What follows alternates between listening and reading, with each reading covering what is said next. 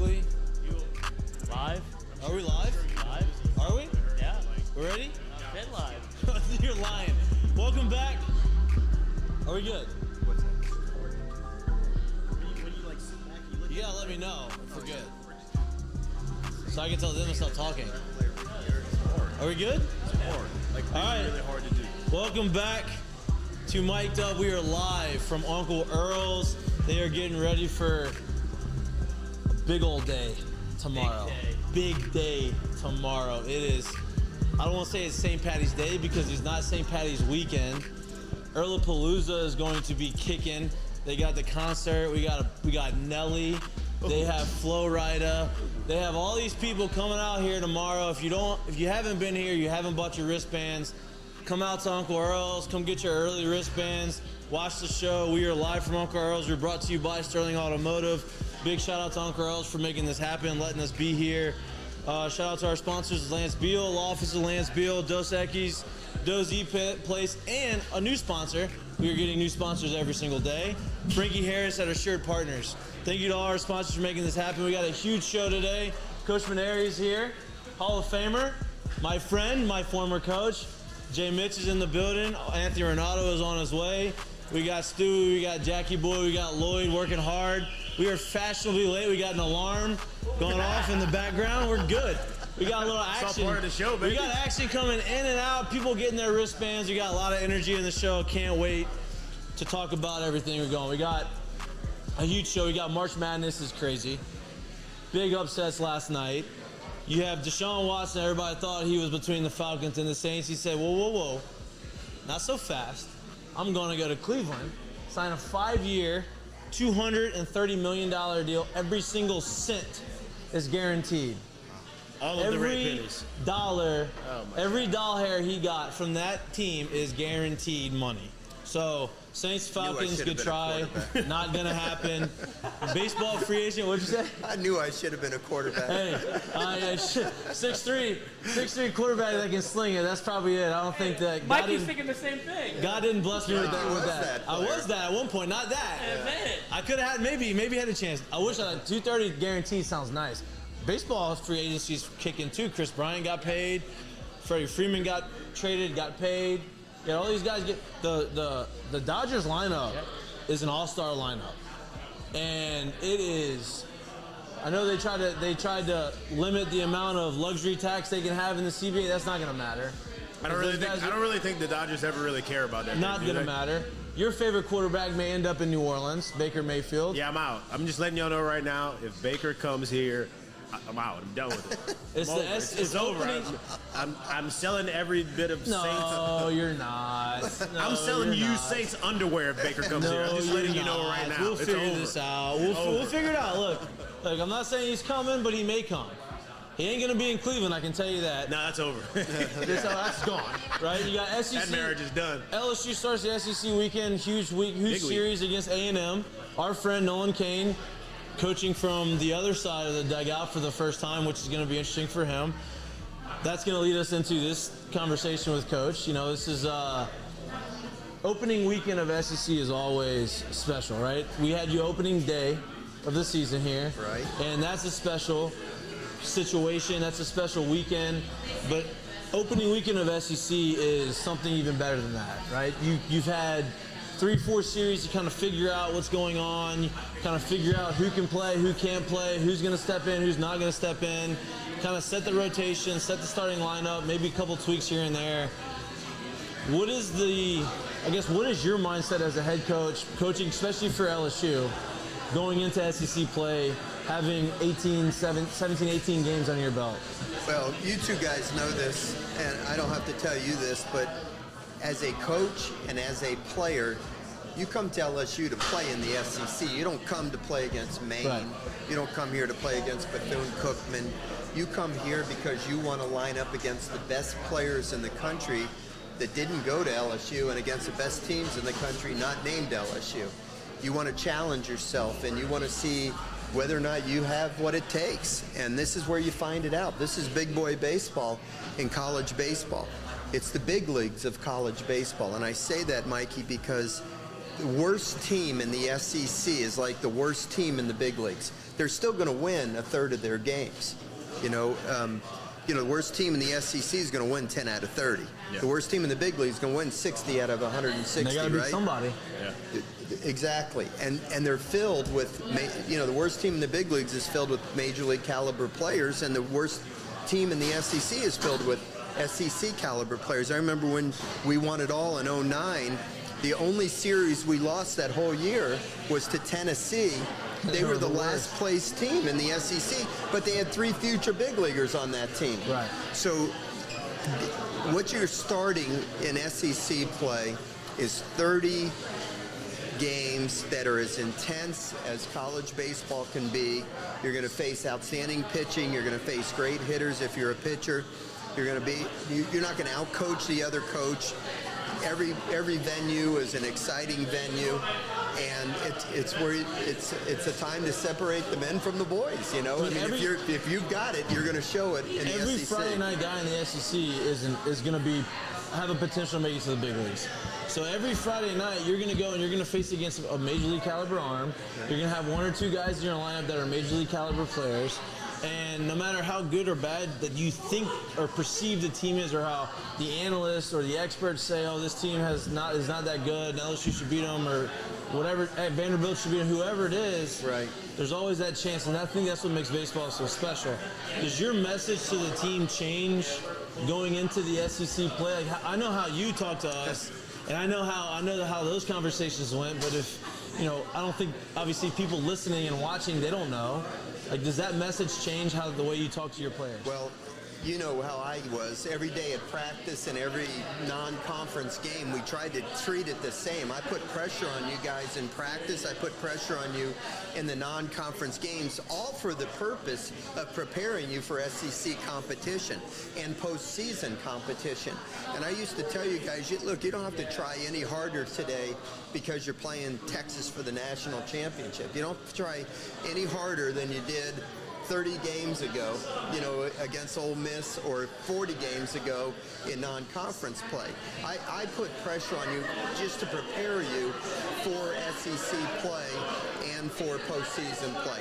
Now, I don't know how every coach does it, Mikey, right. But if you try to distinguish between the games, now guys do things unnatural and they put extra pressure on themselves. You can't play the game of baseball tight. You got to play it loose and confident and go out there and let it rip. That's what I've always believed, and I hope that was the way that people perceived our teams to be through the years, that the bigger the game, the better we played because we were more confident, more loose than everybody else. Now, so what used to be known as, I guess, SEC bias, I think my personal opinion is, I think only through the years it's turned from an SEC bias to, you're seeing preseason, throughout the season, 5+ SEC teams in the top 10 or better. Yeah. Do you think the competition, even though it's always been strong, we've known that, do you think the competition in the league has gotten even better as the years have gone? It's always been awesome. Right. Every year that I was there for 15 years, the SEC was the best conference in college baseball. But I think the thing that's changed, even since you guys played in 2009 and then 10 and 11, is the quality of the arms has continued to ratchet up depth-wise. Right. It used to be like on Friday night you were going to face 94 to 97. Right. And then Saturday night you would face 91 to 93. And then Sunday you'd find the pitchability guy that was 88 to 91. Now, on Saturday and Sunday, you're facing another guy that's throwing 95 to 97 miles an hour. The depth of the quality of pitching on the better teams in the SEC is really outstanding now. As far as position player-wise, I don't think the players are any better now than they were. Like when our team in 2009, I had people tell me that our starting 9 in 2009 was the best crop of position players that they had seen in 20 years in college baseball.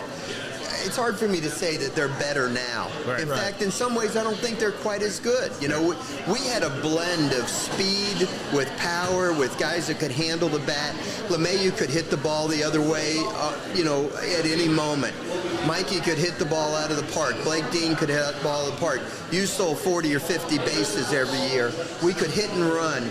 You know, the diversity of our team, you know, just the ability to do so many different things, I think is what made us so tough. Right. So we could win a 2-1 game if we had to ride Ranaudo or Coleman or our bullpen, or we could win an 11-10 game because we offensively could create that. If we fell behind, we had power to get back in the game. If we had a lead, we could do things on the bases to bury the other team. So I don't know if the position players today across the border is good, but the arms are better.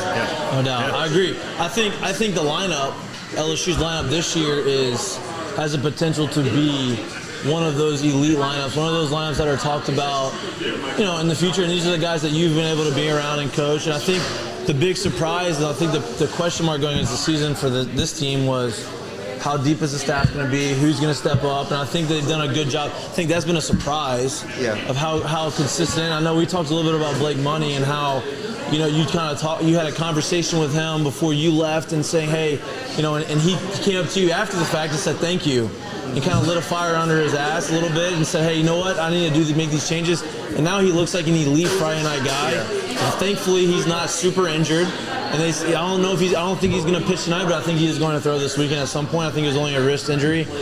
What do you see in this lineup that makes them special? And I saw that Gio, who you recruited and brought to LSU, has the last 3 games gotten into the lineup and kind of solidified the right field position and kind of solidified the bottom part of that order and kind of took him to another level. So, Mikey, my evaluation of the team is probably a lot different than the layperson out there because I worked with these kids day in and day out. First of all, I am not surprised at all about the high caliber of the pitching. I knew that we had good arms. Last year, you know, we had kids that were freshmen that we, you know, ran out there. And when you're a freshman pitcher, it's hard. You know, there aren't many Alex Langs that are going to step in as freshmen and go 12-0.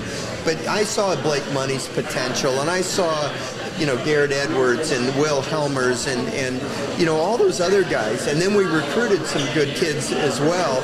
You know, the Paul Gervais, the tall kid, you know, we got him from a junior college. And I saw the potential there, and you know, Grant Taylor and all the other guys that we brought in. So I'm not surprised at all by the caliber of the pitching for LSU right now.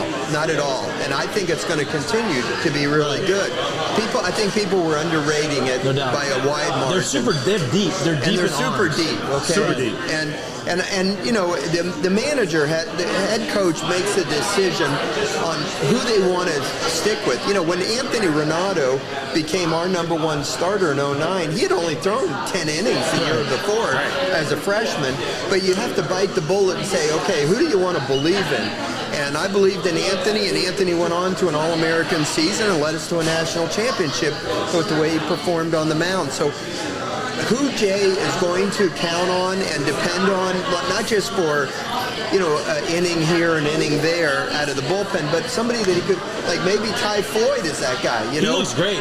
Hey, listen, Ty Floyd turned down a lot of money coming out of high school to come to LSU, and last year I thought he showed glimpses of being an extremely high caliber pitcher.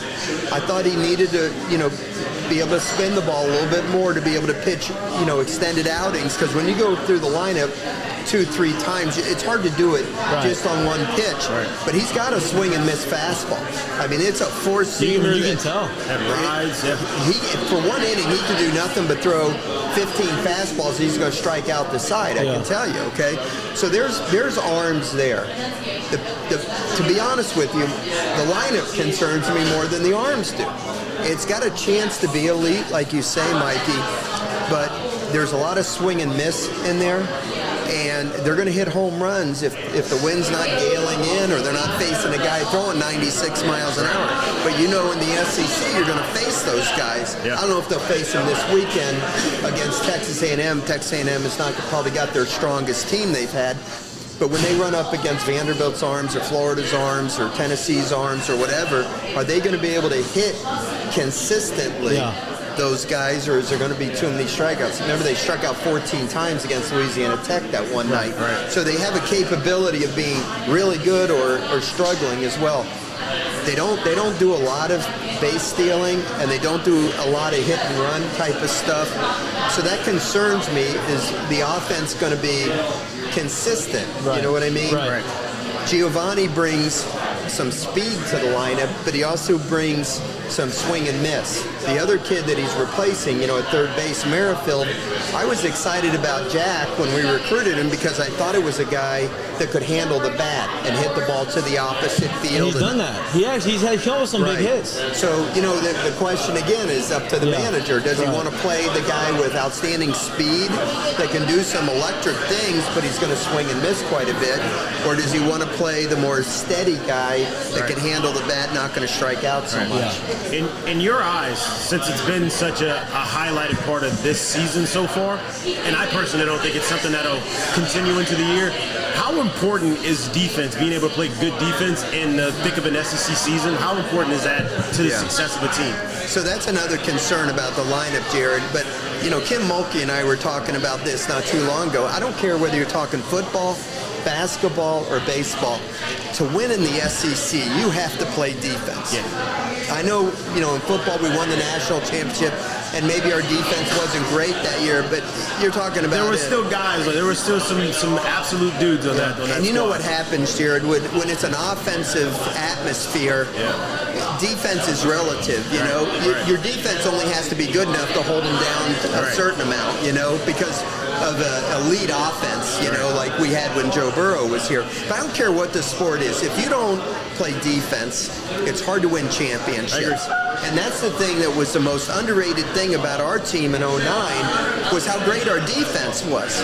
We played outstanding defense, and in the Tennessee game, you made a dip change especially towards the back end of the season. Just for defense. Yeah. Literally, just for defense. Well, following the Tennessee weekend is when we put Austin Nolan at short, moved DJ to second, moved Ryan to left, moved Jared from left to right, moved you from right to center field.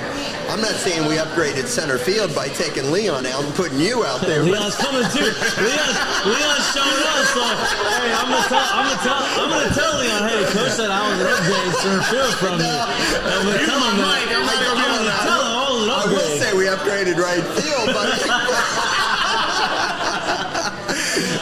but we upgraded our infield defense. I thought Austin Nola was a difference maker defensively. A couple years later, I thought Andrew Stevenson was a difference maker defensively, and so I played him as a freshman in 2013 in center field when he hit 180. But if the ball stayed in the ballpark, he caught it. Right. And that was the caliber of center field play that we were used to having at LSU. And I just think in order to win championships, you got to play defense. Now, with that said, I think the way that LSU played defense in the early part of the season was an aberration. I agree with that. I think we're better than that. If you look at, the majority of my time here, Mikey, I place such emphasis on defense that in the SEC, when you looked at the fielding percentages, we were always one of the top three teams. It was generally us, Florida, and Vanderbilt were the three best defensive teams because I put that kind of emphasis in it. Now, again, the new head coach, he has to decide, do you want the extra bat or do you want to have the guy that maybe is not a great hitter but a really premier defensive player at a key defensive position. And those are decisions. Derek County, that was a good call. There you go. Those are the decisions that you have to make as the head coach. So, and a lot of people going back to like early part of the season, a lot of people were concerned and worried about, they went to Houston and they struggled in Houston against better competition and all. But leading up to SEC play, those sometimes going through those bumps and bruises, sometimes going through those situations against teams and against in a different ballpark that you're not used to playing is a better learning experience than winning those 3 games. And what do you put a ton of stock in that, or do you say, hey, look, boys, this is the competition that we have to go up against every week, and this is what we failed at. Now we need to work and get better. Use that as motivation. Well, you know, Mikey, when I first became the coach here, Skip Bertman actually talked with me about that very topic. And he said to me, quote unquote, don't be afraid to lose a game early in the season to find out who are the guys you can count on. I tried to win every game, believe me. When we were lining up and we were playing, whoever I put out there, I expected them to perform at a level that would allow us to win the game that night. But you can't look at a crystal ball and just predict what's going to happen. So you got to let some guys play to be able to find out how they handle the bright lights, how they handle the better competition. Sometimes they have to fail a little bit. Hey, listen, sometimes guys failed and I stuck with them because they showed something to me that I believed that they would come around. Other kids, you know, when they failed, you realize that, hey, if we're going to want to go to Omaha and win the national championship, we probably got to be stronger in this one area. So I wouldn't worry about losing games. You know, the RPI will take care of itself once you start playing SEC games. And, you know, there's plenty of non-conference games in the middle of the week to get your record, you know, at a high level. So I think going to play in Houston, even though they lost 2 out of 3, probably helped their team grow. Yeah. It's funny you bring that up because I think a lost art in the sport right now and in coaching with so much analytics and stuff going in it is that people lose the idea of being able to judge the difference between performance in fall ball, performance in midweek, performance in pre-conference, and performance in conference play. You know, being able to see how people act and their reactions to good and bad stuff in those situations, I thought was one of your biggest strengths as a coach, was being able to put the people out there that needed to be out there in those situations because of what you were able to see with the eye, as opposed to what you were able to see on a piece of paper. I appreciate that, Jared, because, you know, it was how I was raised. I mean, I know you didn't like There's it some more that playing much when I time for was you over putting you there. through it. Sometimes, you know, because I needed to challenge guys to see how they could handle the pressure. And it was the way I was raised by my father as a coach, that given equal ability, the player that could get the job done with the pressure on him the greatest in the clutch situations, those were the guys that you were going to win with. Now, you know, professional baseball is different. You know, they're going to give guys in the minor leagues 400 at-bats, and numbers are going to determine those things. But when you have to win a game today, and in college we only play 56 games, we only play 30 in conference play, who's going to get the job done today? When that runner's out there in scoring position and there's 2 outs and you're up to bat, can you rise up and get that big hit? Right. And God knows I'm sitting between 2 guys that got a lot of the hits when it mattered the most for us, the big hits, you know. And that's how we won. You know, when we're losing by 2 runs to Texas in Game 1 of the College World Series, and they bring in their left-handed closer to face Jared Mitchell with 2 guys on base, and he smokes one in the opposite field gap to tie the ball game. I'm the Great triple. You look great running around the bases. I'm the least surprised guy in the ballpark because I've seen you do that. I've seen you do it for 3 years. I've seen you grow into that kind of player. When Mikie Mahtook steps up and gets the game-winning hit in the 11th or 12th inning, whatever it was, after he was having a rough night, I was not surprised because I knew what he was made of. I knew he had that extra ingredient that you can't measure with statistics, that competitive zeal, that self-confidence, that guy that can rise up and do it when he needs to do it the most. And this is what I did my whole career, Jared and Mikey. I tried to select players that could handle those situations. And as a coach, if you select the right players, you get to have a long career. If you select the wrong players, they put you out on the curb. And that's the thing is people want to judge coaching and players on wins and losses, and sometimes it's not up to you. Like you can only put the player in that position. You can take a horse to water, but you can't make him drink. This kind of thing. You can put the right guys in the right situations and surround the guys, but it's up to the players on the field to take it upon themselves. And say, you know what, I'm gonna go and I'm gonna make myself work hard enough and put myself in a position to where I am gonna come through in those situations. Hey, Mikey, if coached for 39 years. I never threw one pitch. I never batted one time. I never ran the bases or caught one ball in the field. My success as a coach was determined by the efforts of the players that we put out there on the field. So my job was to recruit them, to coach them, to build their confidence, to find out which ones could handle the pressure. And then there was some game strategy involved as well.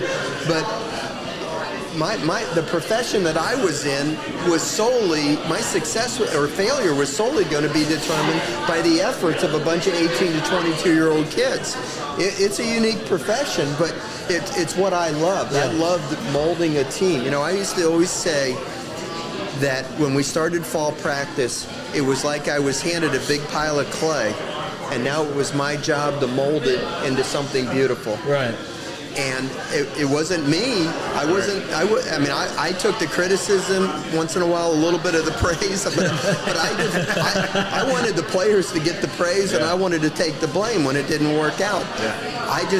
I just had to pick the right kids, and fortunately through the years I picked enough of the right ones. We had so many great players that we had enough success that I could stick around for 15 years. And I guess if you swing it back to this year's team, that's why I asked the question I asked earlier, because I know from playing so much baseball, from being around baseball for so much, playing in this league, you have to play good defense, right? Like there could be that one play that gives you the opportunity to still be able to be a run down or a run ahead, to where the next inning at the plate it matters in the right way. Like there's that one play that doesn't get made defensively that could end up being deflating for a team. For an example, and this didn't come back to haunt us, thankfully, but in the game 1 of the Super Regional, we're playing Rice at home. I'm sitting in the outfield there's one out, and they hit me a fly ball. One out. They hit me a fly ball. I clink it. I just lost focus. I dropped the fly ball. We get the next guy out. The next guy comes up. Runners on first and second is Anthony Rendon. He hits a 3-run home run off the scoreboard. Luckily, we were up by 6, so it didn't really matter. But I gave them an extra out. They took advantage of it. Their best hitter hits a 3-run home run. Instead of being in the inning with a 6-run lead with some cushion, I give up a 3-run home run. But let's use another example in a positive way. Okay, the year before you came, Mikey, in 2008, Jared Mitchell's playing left field. We're playing Cal Irvine in the Super Regional. It's the last game's ever going to be played in the old box. We get beat the first night, which ended our 23-game winning streak. The next night, now it's do or die. We're down 6-1 in the 7th inning. I remember. I'm driving home from Monroe, listening to the game on the radio. Jared led the 8th inning off with a home run to get us closer. I think we got another one. That's my guy. They had that. No, Jared. Oh, Jared. This guy. Oh, white Jared. They had a really good left-handed pitcher, Bilboa, remember? And he was carving us up. Jared hits a home run, gets us closer. Well, anyway, we had the phenomenal rally, and we were the visiting team on the board. We have a phenomenal rally in the 9th inning to take the lead. The box has never been louder ever, right? So we take the lead 9-7, and we go to the bottom of the 9th inning. And Coleman's on the mound, and he's kind of on fumes now. He's getting pretty tired. And he goes 3-0 to the first batter, throws a strike, 3-1. On the 3-1 pitch, a left-handed hitter smokes one to left field, and the ball's carrying. And Jared goes back and makes a diving catch face first into the wall in left field. Right. Unbelievable play. Right. Now, if he doesn't make that catch, it's at least the double. The next batter does double. All right, so that would have put runners, scored one and put the tying run at second. They probably would have sacrificed, bunted him to third base. The guy would have probably come home on a sacrifice fly, and God knows if we're going to play extra innings or they're going to walk us off and end our season right there. But because he makes that play, they don't have that opportunity. The next guy doubled, and then we get 2 pop-ups, and we win the game. And the next night we beat him 21-7 and hit 7 home runs and close up the old box in the most appropriate way and go to Omaha.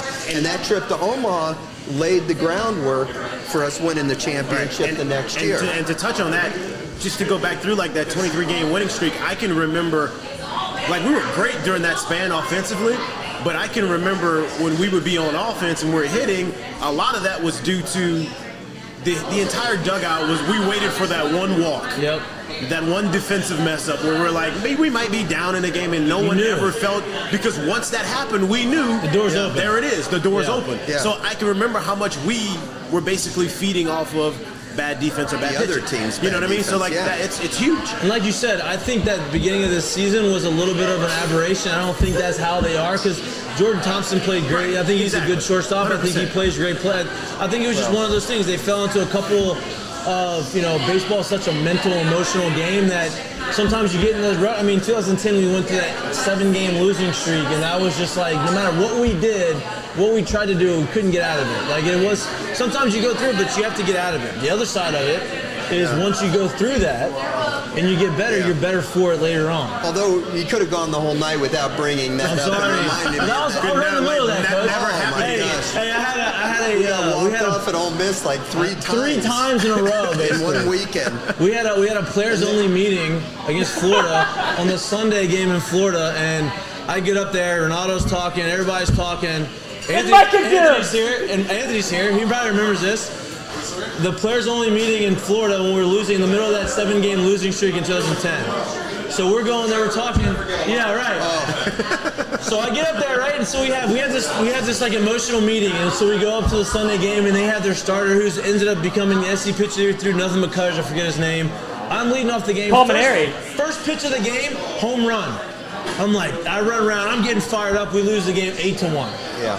And I'm like, we think that we're turning the corner and that happens, and then we get out of it. Anthony gets back healthy, and we make this deep run. Yeah, we won the SEC and we ended up winning tournament. the SEC tournament. So those moments make you better towards the end of the year, right? And I think, I appreciate you for being here. I know it's been keeping you probably longer than you want.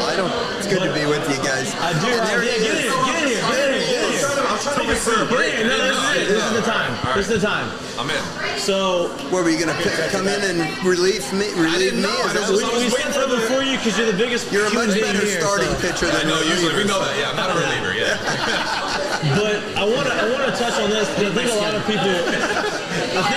people when they think about coaching, they think about the X's and O's, and they think about lineup changes and picking your starting lineup and pitching change and all of these things, right? Which, yes, that all goes into it. But I think what made you special, and I think what makes a lot of the elite coaches and managers special is they understand how to communicate and how to see how the team is molded personality-wise and how close the team is or how not close the team is. And I guess talk to us about how important it is to understand the personality of your team and to be able to connect and be able to make decisions, not necessarily based off what you see on the field, but based off of what you see, how I guess the chemistry between the guys. Well, it's a hard question to answer in just a few minutes, Mikey, but I'll tell you a little story. After we won the championship in 2009, I had come here from Notre Dame, and the administrator that oversaw football in 2009 at Notre Dame, I'm talking about, used to be the baseball administrator when I was there at Notre Dame. So he and I were very close, and a couple weeks had gone by after the championship, and he called me up one day on the telephone, and he said, this guy is now the athletic director at Marquette University. His name's Bill Scholl, and he said, I want to tell you a story. Besides, congratulations on the championship, but I want to tell you a story. He said, I was sitting in my office watching the championship game, and one of the football coaches for Notre Dame walked by and stuck his head in and said, Bill, what do you watch? And he goes, I'm watching LSU play for the national championship. The coach used to be our coach here. And so he came in and sat down. Well, before you knew it, there were like 5 coaches for the football team at Notre Dame sitting in his office watching us play and win the national championship. Anyway, this fellow, when he was talking to me on the phone, he said that one of the coaches said to Bill, why is it, I've been watching Paul's teams for years here at Notre Dame and at LSU. He said, why is it that his teams always play so well, so composed, so confident, so loose in the biggest games of the year when other teams get tight and don't play as well as their ability allows them to play? So he said, I need to ask you that question because I'm going to report back to this football coach. So I thought about it for a second, and I said, well, first of all, thank you for the flattering comment.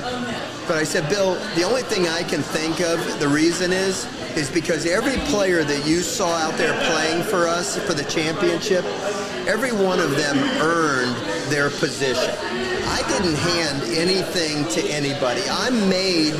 I don't care how elite they were coming out of high school or how elite their talent was, I made every one of them earn their job.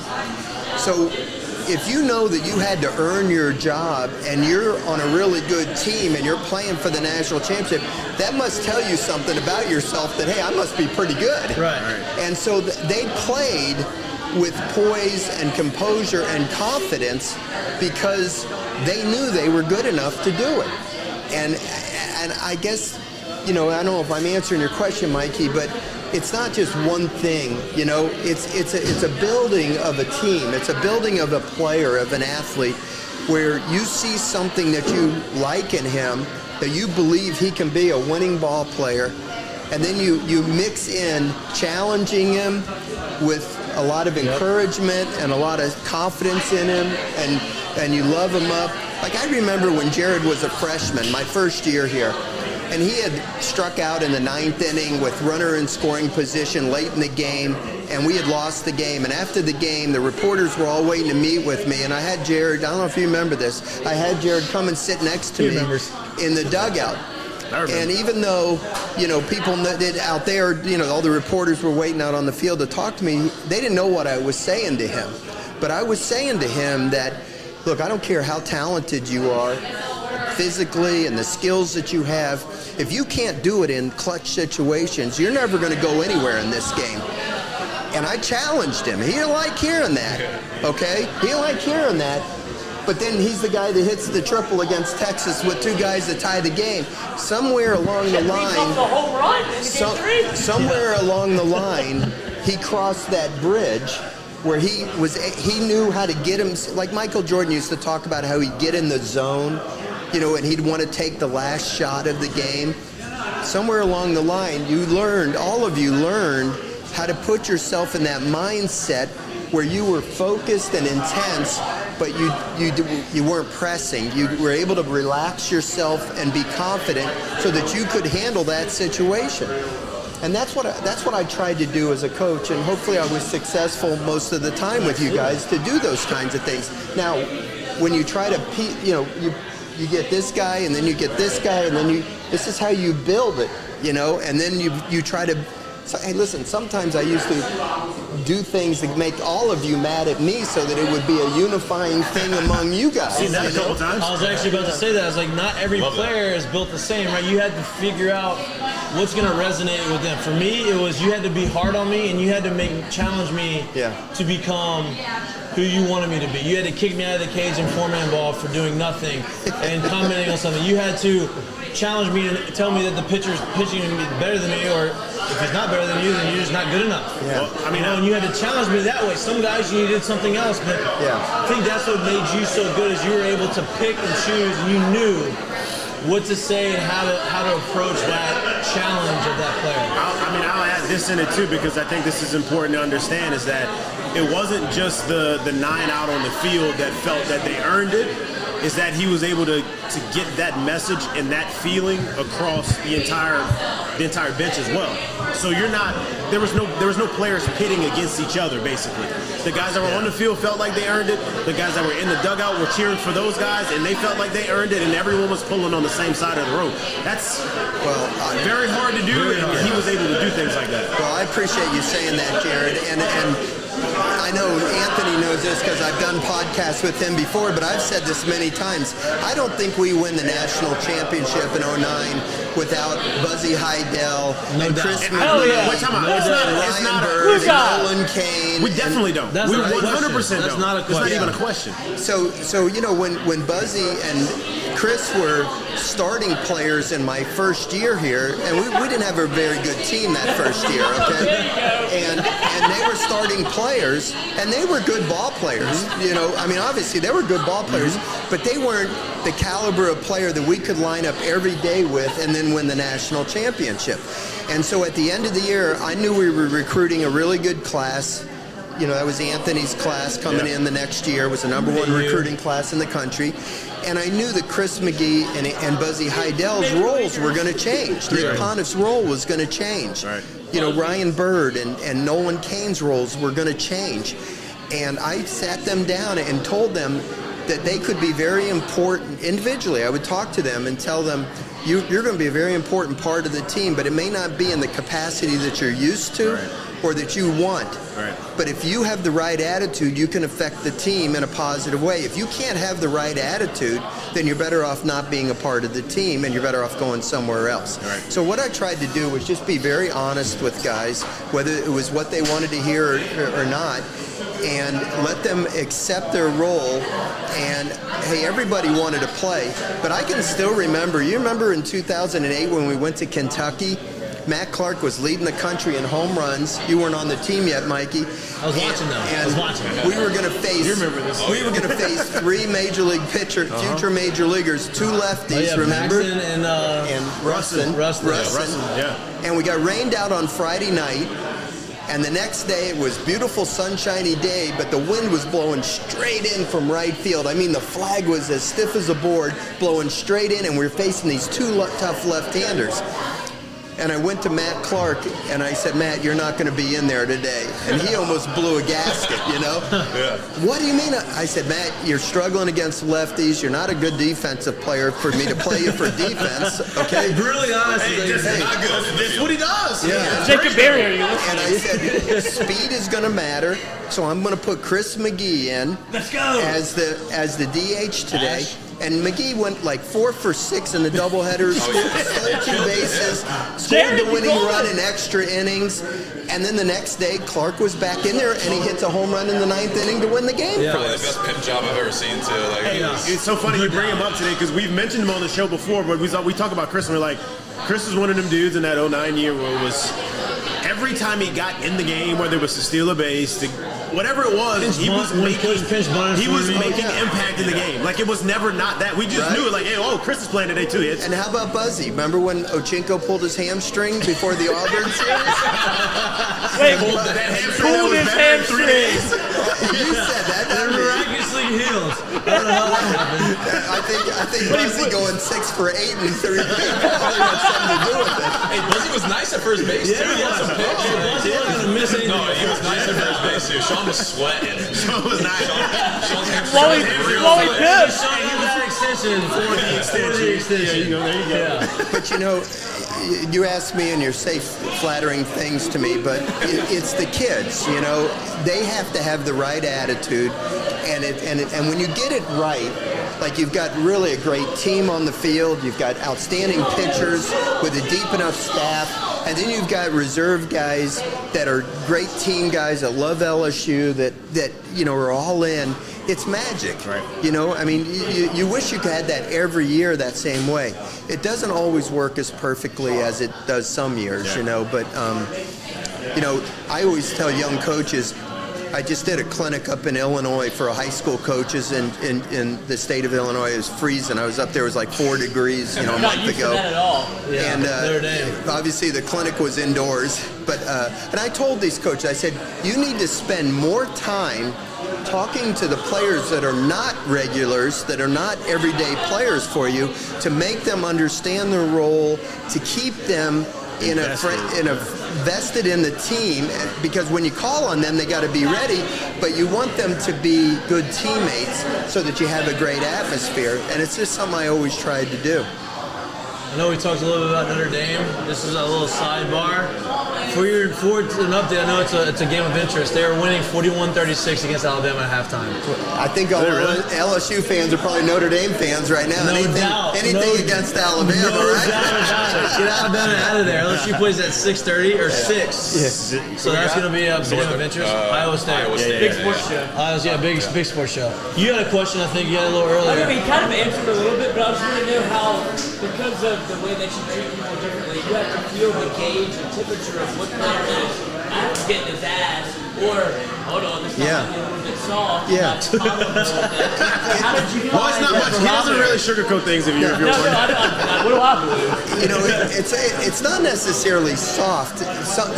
Some kids perform better when they know you believe in them, and like I believed in all the players. When I put you on the field, that was a sign that I believed in you. Okay, but you take like a guy like DJ LeMahieu, for example.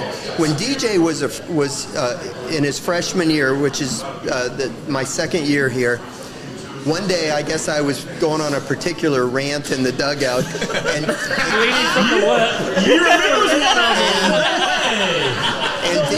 and DJ said something to Mike Hollander, and Mike Hollander was a tremendous leader and one of my favorite kids I've ever coached. And Mike Hollander always had enough courage to come and talk to me privately, and he would be as frank with me as I was with him. And this one particular day, he said, "Hey, Coach, I think you're getting on DJ LeMahieu's back too much. He's starting to think you don't like him and you don't believe in him or whatever." And it was good that Mike shared that with me. So in LeMahieu's case, look, nobody practiced harder than him. He never took a day off day, and there's LeMahieu in the cages, right? This guy knew he wanted to be a big league ball player, and he was going to work like crazy. He had a great work ethic. He performed in the clutch. He did the little things. There was no reason for me to be getting on him every day. So I backed off with DJ, and I would put my arm around him more frequently, and that type of thing. And he performed great. Now you take a guy like Alex Bregman, who these guys didn't play with. Bregman used to come to me and say, "I need you to get on me more. I need you to jab me with a stick." And they're both equally as talented. He wanted me to be on him because it kept him focused and intense. And even now, he motivates himself whenever he has to play with a chip on his shoulder for him to play good. He doesn't want praise. And Michael Jordan, I took that personally. So like when he was playing shortstop for us, it was the year after Austin Nola graduated. He'd make a good play, and I'd say, when he'd come to the dugout, I'd say, "Hey, Alex, that was a nice play, but I've seen Nola do better." And it used to make him so mad that he would go out and take 50 more ground balls in practice, because he wanted, I'd say, or, play he didn't make, I'd say, "I think Nola would have made that play." So, after the game, he'd go out and take more ground balls because that's how he wanted to be driven. It was hard for me to find fault in him, but I had to for his benefit. And you probably don't remember this because you've done this a lot, but you used to do that. We were playing Arkansas and Drew Smiley was on the mound. It was a Sunday game. It was a 1 o'clock game, overcast.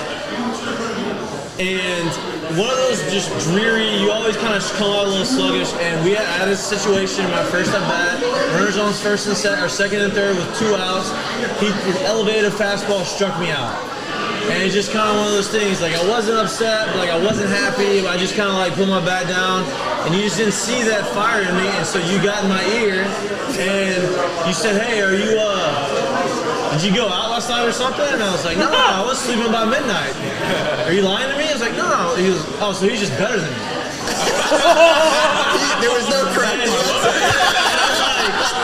I'm like, "What?" And he's like, "I don't know. He looks like he's better than you." And so then I get mad and I walk down the dugout, and you follow me down the dugout in my ear because you're trying to, you're riling me up and you're trying to get me. And I'm like, "Coach, you need to stop. Get away from me." And you just kept doing it. The next situation, 2 outs, runners on second, third, 1-2 pitch to the same exact pitch. I hit a home run right center field. I run around, I throw my helmet into the bat rack, and I'm not even happy. I was like, I told you he's not better than me, and you're just smiling like you knew exactly what you were doing. It's like that's what you do. You knew what I needed to hear and what I needed to do. And you know the backstory. I threw my helmet, I shattered Gruey's glasses. 2010. Shattered his glasses, and Gruey's mad at me, and I'm walking down like going through the mosh pit of teammates, and Mainieri's just laughing at me. Coach is just smiling like. I did what I was trying to do. That's exactly. There's a handful of times I think he got into me to the point to where I was like, I think he knew when he would get to me when I would just like either give him a very, very short answer or just not say anything and walk away. And I think when I would walk away, my back would be trying to think he'd be like, I'm on. He knew. That's what I was trying to do. You guys are making everybody that's watching this podcast think that I was the meanest guy in the world. That's what we needed to hear. No, this is incredible. I didn't even know this. I was there in the dugout and I didn't even know that. That's what we needed to hear.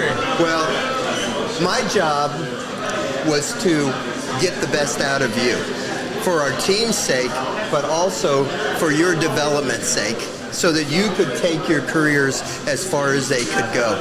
Sometimes you have to do it at risk, that you might be putting our relationship on the line. Right. But I always thought that the true winners, someday, maybe not that day, maybe not even that year, maybe not even while you were playing for me, would understand why I did that. And now here you are at 30 years old or so, and it sounds like you understood why I did it. I knew it after the fact. Like when you're doing it, I'm like, why is he doing this to me? I used to love showing him up.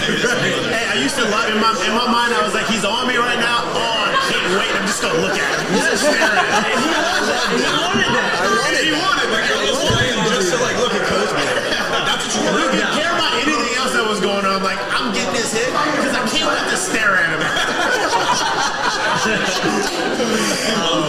I remember once when Anthony started against Auburn in a midweek game in 2000. I mean, a mid-year game in 2009, and the first 6 pitches he threw were like about that high. I remember that.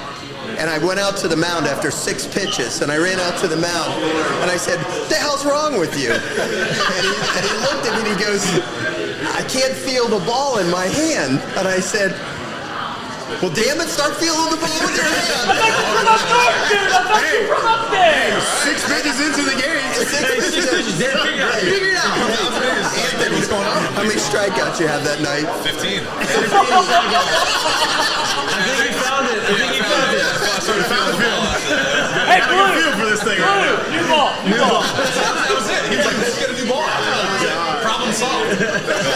No, that was what you did to me. I felt like it was like like little demeaning things or like passive aggressive, and I was like, was that a little like jab, you know? And I'm like, oh no, like, you know, like it made me think twice, and I'm like, oh, he was. All right, like let's go. Yeah, it's that fight or flight mentality, and he knew the guys that he needed to make fight. And I think that goes back to circling back to what I asked. I think that is the answer to the question: is you knew how to.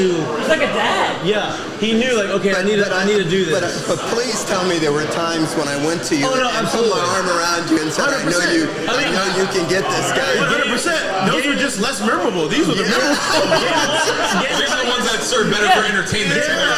They knew you loved him. Yeah. Game 1 against Texas when I got the hit. There's a picture of me and you and Leon. Leon's here somewhere. He just walked in. I saw him. But you had your arm around us, and you had because you were hard on me because I was struggling. And then I got the hit, and you put your arm around me, and you basically were explaining to me why you did that to me to put me in that situation, and we ended up becoming successful because of it. So you're hard on him, but then you're also love hard too. And that, I think, is a great combination. He's like a dad. That's what I said. Tough love, but at the end of the day, you know that you're my guy. Yeah. Every time. Yeah. So I'll give you a little secret. So one of my mentors, as you guys know, is the great Tommy Lasorda, Hall of Fame manager for the Los Angeles Dodgers. And I spent a lot of time with Tommy in my formative years as a coach, okay? And we had a lot of long talks about managing people and how to handle players and so forth. And I'll never forget, he told me this one day. He said, managing a team is like holding a dove in your hands. If you squeeze it too tight, you kill it. If you hold it too loose, it flies away. So just finding a feel to have just enough firmness that you could control it, but not so tight that that you squeeze the life out of the players. That's how you stay married, Coach. And what I try, honestly, what I would do is, try to get you ready to play. But I think I tried to be my best with you was after failure. Right. To let you still know that I believed in you. Like after the game was over and we lost.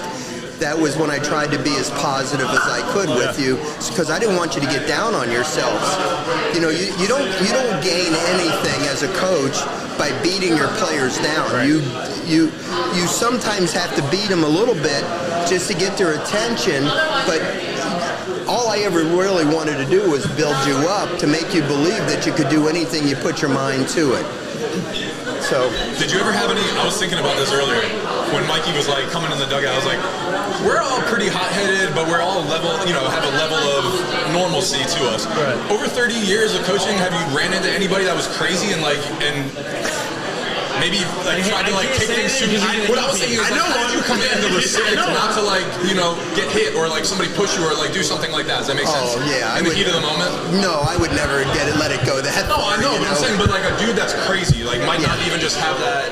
Well, again, Anthony, I think you guys are remembering those moments when I challenged you. Right. But think about everything leading up to that moment. True. That's where the balance was, right? What was our relationship like leading, that had, over the course of time until that moment? Right. I think you knew I believed in you, and I think you knew that I loved you, and I wanted what was best for you. So I knew that I could challenge you in those specific moments because you knew I was in your corner. Right. I agree. Coach, I love you. Mikey, I appreciate you. I appreciate you doing this. And you gave us a nice 45 minutes. Wait, before you let him go, I'm sorry, I know we kept you a long time, but we had Chad Jones on what? Monday. Wednesday. Wednesday. Wednesday. Wow, today's Friday. Wow, I know it's my show. I don't remember. Yeah, it's a big sports show. But he was saying the comparative between a football championship team on which Jared was on in the baseball team and how baseball and football never really hung out, but that team always had a mutual respect. I was just wondering how you could tell that Jared Mitchell and Chad Jones and the guys that you had on the baseball team, this is the championship locker room. Oh, after Chad and Jared had won the national championship in football, I used to have them talk to the team in the huddle, and I would ask them, tell the players what it's like to go to sleep one night and know you're going to wake up the next day and play for a national championship, because that's what these guys all want to do. And Jared and Chad are the only two players in the history of college athletics to win a national championship in both baseball and football. In college athletics? I know. Really? Well, in the football, baseball players, Yeah. Crazy, huh? They're the only two. They're the only two. Take that, Jim Thorne. Yeah. So I used to tell the guys on the team that when they wear their national championship ring, you guys should kneel in front of them and kiss it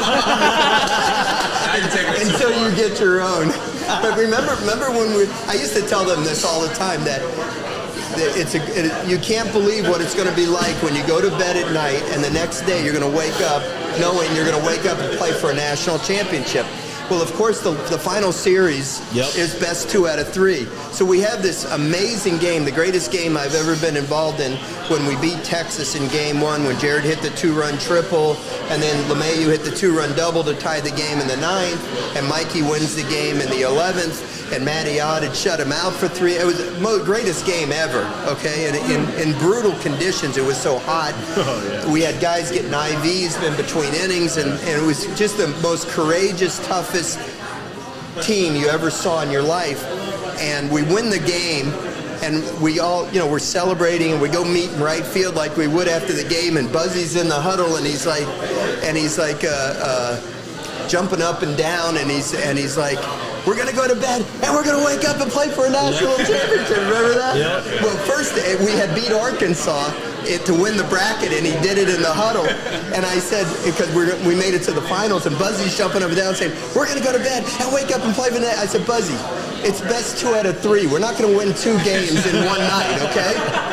And he's like, oh, you're right. Well, then after we won, he did it again. I said, yeah, now we're going to know what it feels like. Yeah. Oh man! And then we ended up losing, and then we really did wake up the third game and say, "Hey, Two this nights is." to sleep.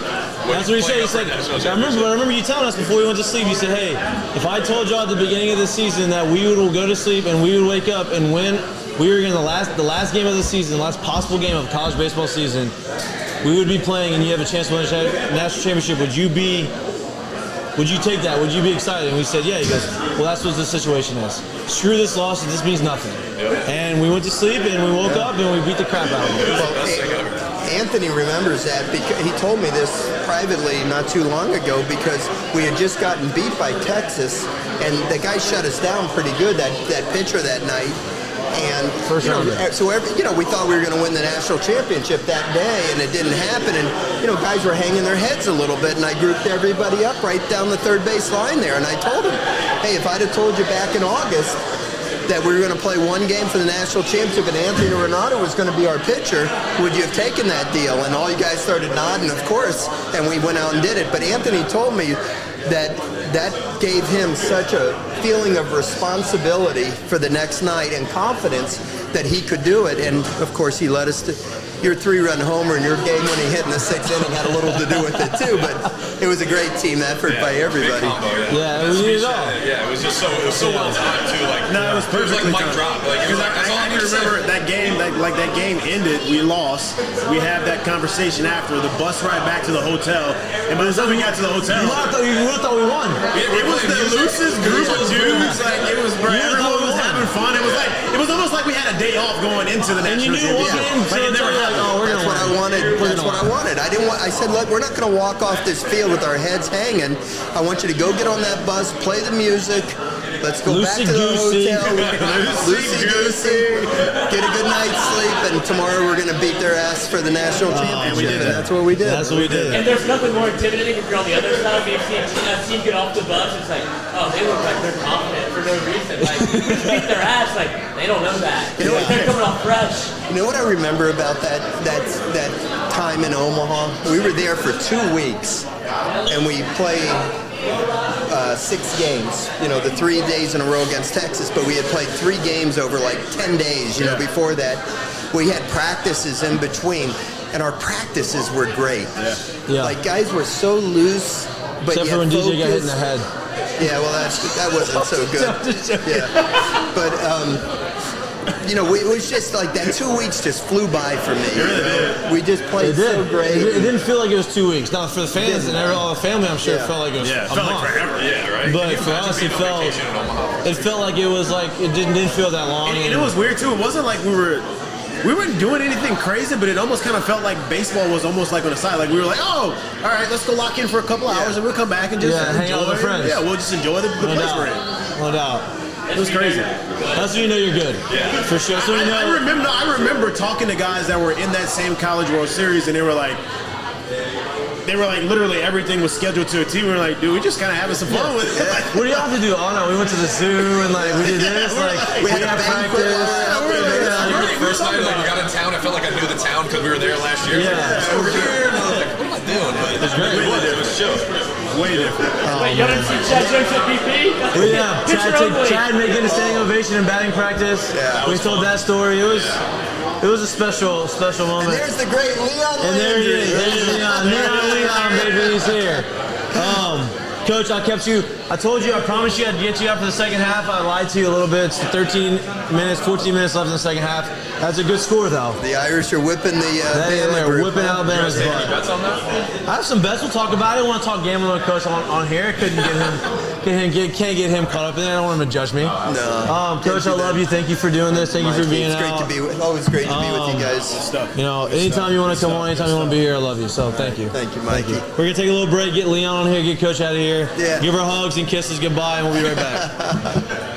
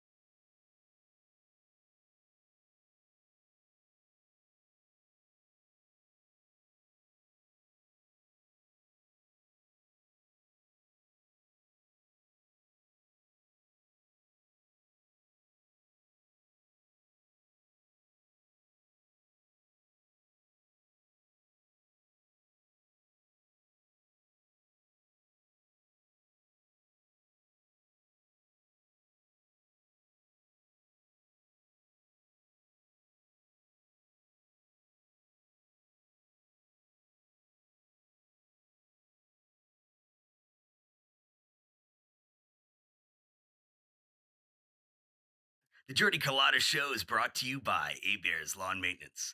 Commercial or residential, A-Bears Lawn Maintenance is ready to work. A-Bears can tackle all your homeowners association requirements. Call Blake at 225-485-8022. A-Bears Lawn Maintenance.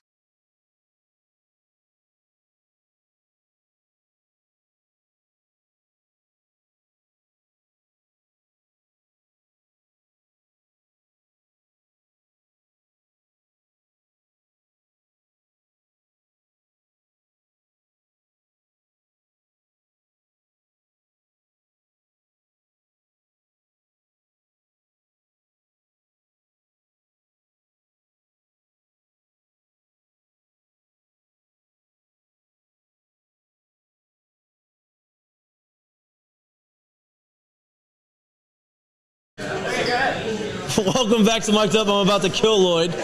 Okay? Welcome back to Mik'd Up. This is brought to you by Sterling Automotive. That was an unbelievable interview with Coach. He's always unbelievable. Getting the perspective of all of our stories is great. I really want to get into the gambling, and I want to get to March Madness, and I want to get to NFL free agency. Before I do that, Leon Landry on set. If you watch our countdown, you like our music behind the countdown, that is what he is doing. He is producing music. He is a music producer. A way better producer than Lloyd over here, telling me I'm on live and not on live. Shots bullshit. Tell me about that, a little bit about that. How did you get into that? Have you always had a passion for music? What made you want to do it, and where are you producing out of?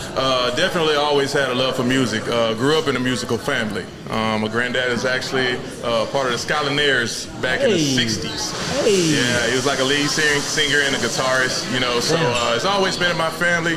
My sister is a local R&B and hip-hop artist around town right now, Pariah 85 Music. Check her out. Shout out. Very talented. And so it's just always been, I guess in my blood. But I've always kind of made that analogy between baseball and music. While I'm in the outfield, I'm kind of catching the rhythm. So it's all about rhythm. Yes. And I love rhythm, timing, and balance. I mean, hitting is rhythm, timing, and balance.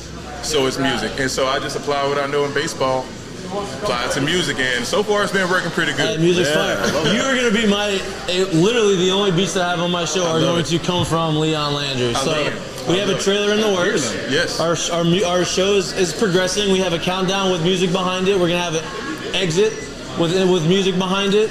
We're gonna have a trailer, and when we get the trailer, we're gonna come to you, and we're gonna vibe together. We're gonna figure out the beats behind it. Yeah, we're gonna make some creative flows right now. Yeah, we are. We've known each other for a long time, so we gotta keep going since we're like people don't know I used to whoop Mikie Mahtook's ass when we were like 8 years old. We gotta play this bitty basketball team from Central. I'm like, what do you mean you gotta play this bitty basketball team? This guy's point guard. Really? Yeah. Wait, they're 9 years old.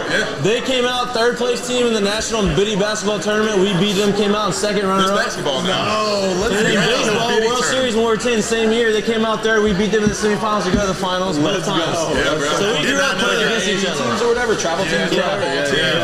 So we grew up long time. We just had a butt head type of childhood until we just got to LSU together. We became boys. That's how made things happen as Tigers. I love it. Have you been keeping up with March Madness? No, not really. I love that. Completely in the studio, dog. Yeah, he's been grinding. He's been working out in the studio. If you don't know, I'll give you an update. Yes. March Madness is still madness. It's still crazy. It's still nuts. Kentucky lost 2 seed, lost to a 15 seed. Lost some money on that game. Iowa lost money on that game. Who else lost? Who else is the other one that lost? The other big 5-12-5. UConn lost money on that game. So that was cool. That did really good on my bank account. It was really good on my picks. I have picks that I have this week. Lloyd has picks that we're going to talk about. Lloyd does. You did good? This is what he does. We get picks and we get the lines. And so I said, we get picks sent to us from an expert who's our guy, and he sends us these picks, and I take the expert's opinion. And what does Lloyd do? Scared of it, and he tickles it and teases it, and he buys points. I'm big on the team. I'm okay with that. So he wins, but the juice is like minus 160. I'm like, I'm not doing that, but he does it, and he wins, and I lose, and I don't like it, and he rubs it in my face. And so from here on out, what we're going to do is we're going to put our lines next to that and see over time who makes the most money. Now, who wins the most games? who makes the make most some money. money. Because that's different Nice, because okay. he's giving up money to win. Right. I'm not but then giving he up can the just bet money. more if he realizes over time that his odds or his percentages Right. are better. Then you just start betting more. Yeah. We talked a little bit. We talked a little LSU baseball, a lot of bit of LSU I baseball. imagine Coach Mainieri We here. didn't really even I'm sure hit. Coach Mainieri We talking didn't about really even baseball. hit on LSU basketball. They play at 6 tonight. No. Yeah, where's Coach is making rounds. He's giving a handshake. Keep him in the building. Yeah, he's still here somewhere. Somebody He's get him a Having a scotch. drink. There's no way he's able to dip out here. LSU basketball plays at 6. They play Iowa State, right? I have them winning. I took the points. What's the spread? I didn't even It look. is. 4? I was dropped to 3. I got it at 3.5. Let him know, Jack. I got it. Lloyd's got it at 4 because he teased it and tickled I got it at 2. I got it at 3.5. Don't trust his lines. Look, there's a lot going Tomorrow on. you might.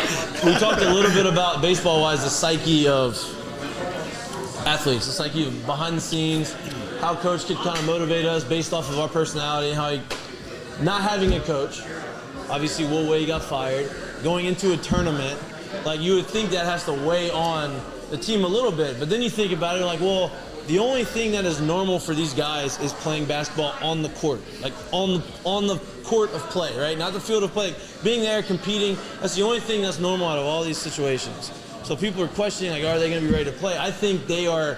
The minute they step on the court, I think they're looking forward to that because I think that takes away the distractions. Yeah, a little bit Would of you agree? escapism, Like, yeah. would you, being an athlete, being in a situation where we've had our pitching coach leave or in the middle of a season or you've had someone else leave in the middle of the season, would you agree that that's probably accurate? Would you agree that the team's going to come out there and you think that they're going to play well, bad? You think they're going to be sluggish? Like, I would say it depends on leadership. they've also been through this situation. I think they're going to be super loose. If I agree. Yeah, I do too. agree. That's what I think. It I think takes it away just from depends, any expectations or whatever Right. people thought they should have been doing, and now it's just them saying, "Bro, let's just go play have nothing to and lose. have fun with it." No one's expecting anything Like a from us, refresher. Right. so you might as well just go enjoy it. Yeah. You know? I hope they had that chip on their shoulder and they're like that dangerous Well, a tournament lot of these team. You guys know? are playing. A lot of these guys are playing for draft positions. A lot of these guys are playing for jobs for next year because they're all gonna. A lot of them are probably gonna transfer out. You know, we just Julian Phillips, the number 1 recruit we had coming in, just announced that he's decommitting. He's leaving. So these guys are not just playing for right now. They're playing for their future, really. And they already are a super talented team. I think it's always fun when they're in the tournament because you get to look at them, you get to talk to them, you get to watch and root for them. But I think people are putting. There is something to say. Maybe as the tournament goes on and it gets deeper and deeper, I think maybe that will have some effect. But they've been through this situation. Will Wade couldn't coach in the tournament a couple years ago.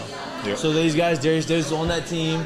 He's been through that situation. He understands, kind of what goes into the preparation. Now he's a senior. He's a leader on this team. And I think that these guys are going to rally around each other. And I think these guys are going to figure out a way to get through it. Yeah. Right? I hope so too, as a LSU fan. Yeah, definitely. But Well, no, I would imagine that y'all have been through similar situations where you've had a coach, or not a coach in the same amount of hot water where you're like, The FBI. but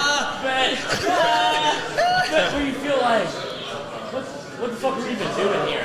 Because Darius Davis had the thing. It's not even it's public knowledge to where he had a blow up to where he was like, man, fuck this. I don't want to be here right now because my coach is here.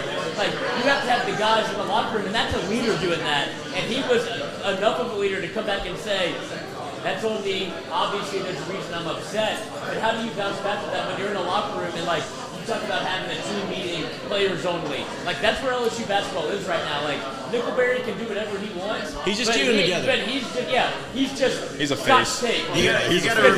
It is all players right now. So how do y'all feel whenever it comes to that point? Like, it can go one way or the other. And right now it seems like it was teetering on going the wrong way. But after somebody bringing them back together that is the leader of the team, that Will Wade brought back and now Will Wade is gone, is it a win for Will Wade moment? And you just ride that momentum as long as you can? I think it's like, so you gotta understand, like, this could be in a different situation. Like, if you're playing in a situation where they're not gonna make the tournament, season's over at the end of that schedule, I think you could get kind of a completely different team. Like, you might get some uninterested players out there. But they're in a situation now where they're in the tournament, they're still alive, the season's still going. This is what you played for. Yeah. You might as well go out with a bang and really enjoy it. So I think you might really see some, like, really inspired players just in the sense of, bro, this could be our last time doing it together. We don't even have our head coach. Let's go out there and have fun with each other, for him, and really make the best of it. Tell you how confident I am. I got money on the Tigers. Do you? Yeah, I got. You do? No way. I took the 3.5. I'm gonna put the money on the Tigers because I love them. I took the 3.5. You probably get better. You said 4 now. No. 3.5. No, it's still Jack said 3.5. You said 4. Lloyd No, said 4. I got him at 2. Are you kidding me? Let me see what we got. I want to see where we're at. I need official. I had It's at 4 right now. And here's my dilemma, right? He didn't know that. He was just guessing. He I already know. created a bracket. Jared Mitchell throwing Like a shade March at me. I'm Madness trying to bracket, make you money. These guys are yelling at each other. It's okay. It's okay. It's okay. I like this. This is good for the show. This is good later for the team. I'm really trying to get just riled. Wait, how do you roll me up? No, that's gross. You're gross. 360 wrist. You did that. I'm trying to stay respectful for Paul. He's back. Yeah, Paul didn't like your interjections. Get used to it, Paul. P-Money was talking and Lloyd would make these jokes and P-Money blew right through him. Didn't even acknowledge it. I noticed that a couple times. Didn't even acknowledge He it. looked at me earlier. He told me he wanted to powerbomb me. He was so focused. He was so He offered me a focused and Scully, locked in. dude. That's And he'd be his telling fault. stories that he'd make a comment and you just look over there and just keep going. I thought he liked Bussy Hideout. It's the Stay difference. over there, you peasant. I was just like, oh, I'm just gonna say it. Oh, What are you gonna do to me? Did I Coach do Miniery have even shake your hand? Did he shake your hand? Dude, Did you look like? at Give me an offer. Hey, I made a couple live bets last night. Live bets, yeah. I didn't What'd know. you bet live on? I took Creighton and St. Peter's. Well, what was that it? Oh, you took Yes. St. Peter's? Yeah, You won money. Well, it was live. It was live, and then I took. Jack did I was the getting same ready to thing. go to bed, and I saw. It was when Kentucky was down 7. Right, it was perfect timing. I was watching it. Odds went to plus 350. Threw $50 on it. Went to bed. Woke up. $200. Yeah.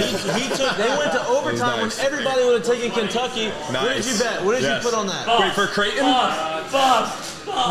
what was the odds? 186. He got a St. Peter's when they went to overtime. Oh, wow. Everybody's gonna bet Kentucky. I would have bet Kentucky Yeah. live bet because they went to overtime. Oh no, St. Peter's ain't gonna win. Yeah. Their chances in regulation. He took St. Peter's plus 185 in overtime and won, so he got the plus 185 in the month. Listen to mine though. I sent it to Jared. I took a parlay when I was watching the games live. I wasn't watching anything on TV. I was just watching them. I'm like, I'll take St. Peter's right now and Creighton right now. I was just watching the games because it was kind of even. I was like, if they That's San win, Diego State. so the odds were plus 1,200. And I threw what I show you $5, Oh, you $10. parlayed? Yeah, I You won? parlayed it. Yeah, and I won. That's what I'm saying. I felt like it was like such like a happy How horse mad shit. are you? Like How mad are you? Like, I should just put the same amount of money. exactly. Like, Yeah, of course. But it was like but it was literally like when you think about it, I was like, I'm gonna throw $5 on it. You know, like. You put 50 and just You bet 50, 50. I'm gonna put 10. Kentucky goes on a 20-0 run, and I'm just like, oh my god. That's what it hurts. That hurt. Actually, I have this game. It's so stupid. Exactly. I have this Virginia Tech game +1, but that's not looking good right now. That's not good. The USC Miami game just ended. I had USC. I don't know. Who won that game? USC lost. USC took the L? That's my fault. It's my guy. I'm big on the parlays right now. So get it together, bro. Lost that one. So we doubled down on LSU. I'm going. I'm live betting the shit out of that game. Our LSU? LSU game. I wish you could bet. Can you bet? Is there lines on the LSU A&M game? No, let me check. I only really use Baseball DraftKings. game. That's my way to get back to the baseball segment because we didn't even really talk about what to preview. Have you watched any of the LSU baseball games? Only the highlights. I hadn't like. So, dude, they had watched- this guy out the pen called Oh, there's a line. Reiselman, right? Reiselman, He's yeah. a transfer from San Francisco. Yeah. This guy throws 95 to 100. Right? Flames. He's thrown 20 innings, struck out. He's thrown 10 innings, struck out 20 over his last. Reiselman. Nasty. Over his last 5 1/3, he struck out 13 guys. He's given up only 2 hits. Right? And then honestly, Font Nasty. I actually take that back. I'm not gonna ever call him Font Nasty anymore. Devin Fontenot. I like you, Devin. Good I think kid. you're good. I just don't like the name Font Nasty. I'm going to reserve that for I think there's whoever a else lot. wants I to think use there's a it. lot. I think there's a lot of pressure on you when you have your name as Font Nasty Yeah. on the glove. There's a lot. It is on the glove. But he's good. His last 2 outings, he's thrown 4 innings. He's given up 0 runs, 1 hit, and struck out 4. So having those 2 in the bullpen, I think, has been Huge. a godsend for them. Right? Definitely. I think that was a question mark going in. They've been nasty. The offense has been better. They put Gio in there, kind of solidified it. They play A&M, which is great to start the season up against a team that's not great in the SEC because normally they start against Arkansas or some nasty team that's a hard, 3 games. You go ahead, you get ahead of the game, you win 3 straight games. even 2 out of 3. I Is think Money he put pitching himself- tonight? Is He's he not pitching tonight, but they say he's going to fine? pitch this weekend. Nice. Oh, okay. I think he's going to pitch this weekend. It was a wrist injury. Yeah. Did we come out with It looked like it was a UCL. I was so nervous It was about a that. wrist. Yeah. It was a Well, wrist. honestly, anything with the wrist, I feel like makes me a little nervous for UCL. But it's not. Good. It's not wrist. What's that? Is that not pitcher related? Thank you. No, I think it is. That's what I was saying. I think it could be even related to There's a lot of tendons that go forearm, that go all the way. Because you had a stress reaction on your forearm. And there's a lot of there's just a lot of things up the kinetic change. Huh? What? I am 12. I am 12. What do you? Yeah, I think I did. You degenerate. Because you said something on my radar. What did you say? See, the problem is we got a lot of people walking in, a lot of distractions coming in and out, which is great for the show. There's a lot of moving parts going on. Which is great for the show, and you get these kind of comments that you get from our friends on the show. And there's just a lot of things happening, it's okay. And it's okay, Speaking of a lot of things happening, and I'm gonna try to touch on the NFL stuff a little bit, but Major League Baseball spring training's finally started. Yeah. Big Bobby Dahlback from the Red Sox, first homer of spring training. Nice. You have a lot of people signing. Chris Bryant, which I don't understand this. Yeah, what is that? This is what I really want to get to. Why are we? What is he? I need to know. Yeah. No, he got paid. He got 7 years, $182 million to go to Colorado. One question. Should have taken the extension with the Cubs. Two questions I really have. One, what is Colorado doing? Because they traded out Ranaudo. They gave Ranaudo a big deal, traded him away. Did not want to re-sign Trevor Story, who's going to get a bunch of money. Now, he's still a free agent. They're saying he's looking at going to the Red Sox, probably going to play second base.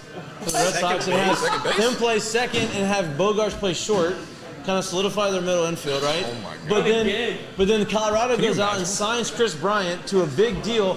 And what are you doing? First of all, why are you not re-signing Trevor Story and then or you're getting rid of a third baseman, who is one of the best third basemen in the game, to go out and sign Chris Bryant, who he's good at third, he's good at other positions. Where does he play? Is it an upgrade from Ranaudo? I don't know. And then, so you're doing that. Then ask Chris, on the other side, why are you signing there if you're trying to win? If you're going to sign a big deal, you're going to be there for an extended period of time. Aren't you trying to win a World Series? Or have you already won the World Series? I don't think he cares anymore. Early's retirement. I think he's on the cruise control tour. Yeah, I think so. That's exactly it. And he checked every box I almost said freshman year, his rookie year. He won the World Series, Rookie of the Year, MVP. Well, he technically wasn't a rookie. No, he was a rookie. No, he was. That year. No, that's what it was. He was a rookie and he didn't get to free agency. That's what happened. They saved a year. He missed it by a Exactly. day, one day. Yeah. And then they of course, they won their grievance. Leave it to the Ricketts. Yeah, they won their grievance. But I don't understand. Like, look, to each their own. I get it. For me, I'm going to go and I'm going to set my roots down at a team and I'm going to get all that money. I want to go somewhere where I can go and win championships, and that cements my legacy. I already put. I don't care about the numbers at that point. Like, I've already done it. I've already gotten to the point where I can make this money. Like, that's where I want to go. On the flip side, you have Freddie Freeman, who just won the World Series with the Braves. Mm-hmm. He goes out and he goes to. I would have never saw that. I know I don't have a confidence monitor. I know we have the graphic of the Dodgers lineup, right? And the Dodgers lineup is stupid. Did it say the last 4 MVPs is in that lineup? What? That would be such a wild stat. You have at least 2. You have Mookie Bellinger. Bellinger. Was Chris Bryant never an MVP or was he? Yeah, he was. He was an MVP. In 2016. No, Chris Bryant's not there. I'm an idiot. Freddie Freeman. He won MVP or was he ever an MVP? He was the COVID year MVP. Freddie Freeman was? So Freddie Freeman MVP. Your 9-hole hitter is A.J. Pollard, who hit 320 last year. Yeah, stupid. Now I'm like, who else is an MVP that might be there? Not Like fair, that, man. Your 4 hitters, your pitcher, which is Will Smith. Did Bellinger win it that year? Bellinger won one. I don't know. He won one. Mookie, Bellinger, Freddie in the COVID year, and who's the fourth? That's Well, they had Pujols for a little bit. He's not there anymore. Kershaw? He won MVP? No, but I think it's he's not there anymore. Well, he did sign 1 year deal. What other hitters in the line? I think it's a hitter. Give me the line. Give me the line. The lineup is Mookie Betts, Trey Turner, Freddie Freeman, Will Smith, actor, Max Muncy, Justin Turner, Cody Bellinger, Chris Taylor, baller, AJ Pollard. Did Trey Turner win MVP? He hit 340 one year. No way. Who? Didn't he win a Silver Slugger though? Trey Turner. I mean, he was. Yeah. Oh, yeah. He had to get MVP votes. I don't think he won it. Okay, but I know he won the Silver Slugger. Trey Turner is not an MVP. Coach. Hey, go I look at said those Silver numbers. Slugger. numbers. No, like, he's fast as shit. I understand. And what he hits does 30 for home, it. 27 Yeah, homers, 30 maybe. homers. Go look at those Okay, numbers. Not an MVP. It was a baller. Yeah, He's Silver a Slugger, 30, I 30 believe. He hits 20 homers? Kershaw did one. Yeah. Regardless, they have MVP, All-Star. Everybody on that lineup has made the All-Star team. Yeah. Yeah. Think about that. They have 9 guys. Everybody in that starting lineup has made at least one All-Star team. No pressure. Nope. I have not fact checked myself, but I believe that is true. And if it's not true, I'm sticking with it. Are you scared of playing Kershaw If it's anymore? not true, I'm sticking with it. I've never I care what faced anybody else I've says. never It's faced accurate. Kershaw. I know, but you've seen what he's done previously. His regular season is dominant last year. Oh, this guy. Who? Go over the top rope over here. This guy go to the top rope over here. Who's in their rotation? Who's their rotation? Oh, now you're really testing it. All right, sorry. Yeah, Bueller. Bueller. Siri. The lefty. No, Ryu's Mexican not there lefty. anymore. Ryu's not. Oh, yeah. No, the Mexican lefty. The young kid, the Urias, or whatever. Urias. Urias. He's still 14, by the way. He's still I am 12. And Scherzer? No, he's Scherzer going, went to the yeah. Mets, right? Yeah. There's still a lot of guys out on the. David on the- Price is still there. I don't know if he's in the rotation or not. Yeah, he's still there. Player coach. He's still there. Yeah, what is his deal? Yeah, he's done. Yeah. I love David. I love Signed David. $217 million. He's fine. I think he's an unbelievable dude. I love him. I think He's a good I think dude. You got the Von Miller deal. I think he's still got. Well, that's. I've heard that too. That was a lie. The Von Miller. They said, oh, Von Miller signed a 6-year, $120 million deal to go play for Buffalo, and he's 6 for 120. It's like No, it's back. It's front loaded, so he can do whatever he wants. That you get the guaranteed $51 million the first two. right. It's done after that. Yeah, You can't be that's how defensive NFL end at contract. 38 years old. Yeah, no, that's how NFL contract. But they're reporting 6 for 120. That's not the case. The old. But that's a great segue to the NFL because before Jared leaves, I really want to get his thoughts on his favorite player. His favorite player in the NFL may be playing for the New Orleans Saints coming next year, and that would be Baker Mayfield. Baker Hey, y'all have a good day. That's your guy? Let me tell you something. That's your guy. Hey, Mitch. Mikie I didn't know you would like that, bro. And that's only because Gail Benson.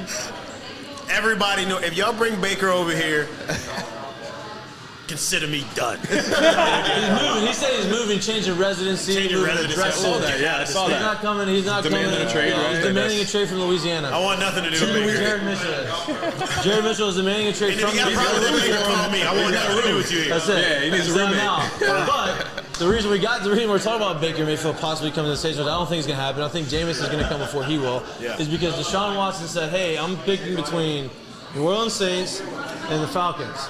The Browns are out, and the Panthers are out. All these other teams are out." Then we walk in today, and we're getting ready for the show, and all of a sudden Adam Schefter shows up. He says, "No. This is Deshaun crazy. Watson signs with the Browns for 5 years and $230 million. All of it is guaranteed. Guaranteed, right? Every single red cent. cent. How is that guaranteed. possible? What world do we... Every Which is- That's new, isn't it? Which is, look, great for him. Never heard of that. With He 22 spurned- civil suits still just sitting out there. He spurned his hometown That's why he takes the team. guaranteed money 100%. How would you not? I feel like that phone call wouldn't be real. Would he be like, really? That had to have been what 230 happened. mil? Guaranteed? Guaranteed, coach? Yeah. Entourage. What happened Take was the deal. he said You're he was going to the Aquaman. Falcons. Every He was time. going to go to the Falcons. The Falcons are his hometown team, right? That was like the do I go to the Falcons, do I go home? Or do I go to the Saints, which is obviously a better organization, a more of a winning organization more recently? Where's that allegiance with Georgia? And then what happened was the Cleveland Browns said, "Oh, we're out." He said, "Oh, no. Hey, Deshaun, what about 5 years, 230, all guaranteed?" Okay, I'm gonna go. Hey, this is what they offered. The Saints and Falcons like, okay, we're not gonna offer you that. We can't offer you that. The Saints, because they did all their gymnastics and all their their magic skills, and they said, "Hey, we were $75 million over the cap. Now we are $30 million under the cap, and we haven't released one person." That is unbelievable. Wow. They didn't get rid of one person. They just restructured deals and just kept kicking the can down the road and went from $75 million above the cap to $30 million contracts? below. Yeah. Basically saying, hey, you're owed this much money. We're going to give you a signing bonus. It's like of when $15 million it's like when signing the bonus. creditors call me, just call me later. I'll get you the money. It's like my bookie. Like, I'll be good for it later. Yeah. We'll give you an extension and all your money's down the line. We're gonna get rid of you by then. Yeah, we'll be off the hook, but you'll get it. So I think there's a lot of hope in New Orleans that Deshaun, and I know there was a lot of hope. There was a lot of hope on my side. Like, I wanted that to happen. I wanted Deshaun Watson to go to New Orleans. I thought we were going to get him. We didn't get him, and now we're back to square one. We talked about Tyron coming to New Orleans. Tyron is not going to show up in New Orleans. Yeah. That is not happening. I think New Orleans is never going to be an option for him to come back to, because of a lot of the shit that goes on with New Orleans that saying that he would do, but I think other people around he doesn't want to put himself in that environment, which I understand. Yep. Right? You have Devontae Adams, who everybody thought that since Aaron Rodgers signed back with the Packers for the $150 million deal, everybody thought Devontae Adams was going to go back. Devontae Adams says, no. I'm going to Vegas. I'm going to go play with my college teammate, Derek Carr, and I'm going to get 5 years, $141 million, $67.5 guaranteed to be the highest paid receiver in the league. And there's a lot of moving parts. There's a lot of old faces in new places. I would love to know what went on behind closed doors when that whole deal kind of thing went down. The Devontae Adams one? Yeah, man, that's just I don't know. That was like the most unexpected thing you could ever see right there. Do you think Aaron felt like he got done dirty? Well, people are blaming Aaron Rodgers that he got too much money, and that's why they couldn't sign him back. I mean, I don't know if that's true or something with it, not, right? but that's what people are saying. I mean, they're guys. Think And about when it. I say people, I'm talking about the experts and the analysts and the internet. Definiters. And that's what those people. I'm not saying that. I don't know why. I didn't ask Aaron. I haven't talked. Maybe Pat McAfee's going to get Aaron Rodgers on the show, and he's going to be able to say, hey, this is not happening. Maybe, but I don't know. But, I mean, that's what it looks like. You got $50 million a year. And now you don't have that. We gone. can't do that for the cap. So, I don't know. Maybe not. But Looking like it to me. regardless, the Raiders are sneaky good. Very I sneaky. don't know if they're sneaky anymore. Yeah, They're just I think good. they might just be flat out good. You have a quarterback who's, I think, is kind of putting himself in the position of like being on the top level tier quarterbacks. I'm not saying top 3 or top 4, but I'm saying like the top 10 quarterbacks in the league. I think you have the number 1 receiver in the league. You have Hunter Renfrow, the frat guy who was in college for 17 years, and he's just running slot receivers. Hey, you know what's funny to think about it too is that you Jacobs. No, you just rewind back to when Derek Carr's coming out of college, and you sit there and you think like, oh, he had a brother who was a high draft pick, comes from all this, Fresno State quarterback, no big deal, and then you fast forward, you're like, oh shit. Well, he was throwing to Devontae Adams in college. No wonder why he was so good. No doubt. You forget that they went to Fresno State together. Because he didn't have a huge name coming out. So it's kind of crazy to think about that. That is. I'm looking at this stuff because I just got something put into our. That's his. That's his mom's. That's his mom. That's Lloyd's mom's car. Lloyd had to use his mom's car. Don't do me like that. I know. I don't mean to like jump back and forth from like sport to sport, but like I just got on this document and I'm looking at like the March Madness basketball talk and we're talking gambling. I think we should end the show with gambling, right? Because everybody's interested in gambling. I think gambling brings a lot more relevance to a lot more sports. Can't really gamble on NFL right now, which is awesome when you can. But you can't right now. What do you bet on? So I'm not a football guy. So what do you bet on in football? Over-unders. Prop bets. Yeah. Okay, prop bets. Like, same thing with basketball. I kind of did a lot of prop bets for football, but I didn't. Same thing with basketball. Over-unders. Like, are they gonna? I just don't know the game like I know basketball, so I can't like live bet it. Yeah. That kind of stuff. It's not as like prop bets are fun. Yeah. What? You don't bet on football? I didn't play football growing up. 6'7" basketball player. My dad literally kept me away from football at all costs growing up. He sent me to a different high school that didn't have football, so they wouldn't recruit me to play football like that, like legit. Yeah. So I didn't really watch football until I got to LSU at 17 or 18, and that's kind of like my first introduction to football. No joke. I mean, I knew what it was, but... Did Les try to get you too? Huh? Did Les try to get you too? No. No, I don't think I was. I don't think, once I got down here and saw those boys, I was like, man, I'm glad I didn't play football. They needed a quarterback when you were here. Maybe, that would have been better. They called Jerry. Yeah. Foster. That's true. Wes. He was good, but Jerry was good though. I Jerry heard can sling the was rock. good. Yeah. Jerry can sling the rock. He went 6'7", 220, 240, would've 250, what? 60? 250, What? 250 would have been good. That would have been nice. I'm like 220 right now, 225. So an extra 25 pounds would have been girthy. That's your 2 0% body fat. Two F45. Two F45. But I'm looking at this, right? This and put this in your bank, in your mental bank. Let's go. About Give me it. if you want to go and put some numbers on I need that to. money, right? So I did some basketball stuff too. And we got this info from March a college Madness? basketball coach. Their that team allowed? is in the tournament. They are a pretty high seed in the tournament. They're what? They are a pretty high seed in the tournament, right? So he's done some of the scouting, right? I'm gonna go ahead and sit down for this. So he said 5 things he looks at in like picking a bracket and picking teams. He says at least 1, but in reality 2 pros, like real pros, guys that have a chance to play in the NBA. Yeah. A top 15 offense and 15 defense. Experience, so guys that have a little bit of veteran experience, not necessarily super young. They make threes at a decent rate. He wants to see. They don't have to be unbelievable at threes, like they don't, but they don't need to be able to convert a decent 35%, right? Yeah. And so then he gives his top tier and his second tier, right? So his top tier, which our friend Bo, Gonzaga is his number 1, obviously number 1 overall seed. Arizona, his sleeper in the top tier would be Houston. And I skipped this team. I wanted them to go last because I absolutely cannot stand this team because they have fucked me all year. And it's Baylor. Every time I bet Baylor, they crush me. Every time I bet against Baylor, they win. I don't understand how to do it. Baylor's not a betting team for me. Yeah, Lance Beal. So that would be the 4. That would be the 4 like top tier long money. The next tier. So if he gave 8 teams, I believe, I put a future on all 8. Let's go. So the next tier is Kentucky, Duke, Auburn, and the sleeper of that second tier is UCLA, which I do like UCLA. I think UCLA's been hurt all year. I think they have, obviously they've been in the tournament. They made the run last year. Yep. They have a veteran team. I think they have a chance. I love Auburn because their front court is unbelievable. I like Auburn too. Like, I mean, Kessler had like 8. I like See, Duke. I don't like Duke. Why? I don't know. I just don't think Duke is real this year. I just think they got I too think many. they have 2 NBA NBA players that are gonna. I like that. Dude. I mean, I think. What's this guy's? What's their? Starts with a B. Yeah, that guy, Banchero and AJ Griffin. I like them. Yeah, I like them. Yeah. I just for some reason don't think that they are. Look, I'm not. Well, no. It's because, have you seen Weekend at Bernie's? Yes. Because that's Coach K right now. He's dead. He's a dead man walking. That was my walkout song at one point in AA ball one time. Like Bernie? Yeah, there was a rap song that came out about it, and it was so funny. There was like a whole dance about it. So I have Gonzaga winning, but I think Kentucky.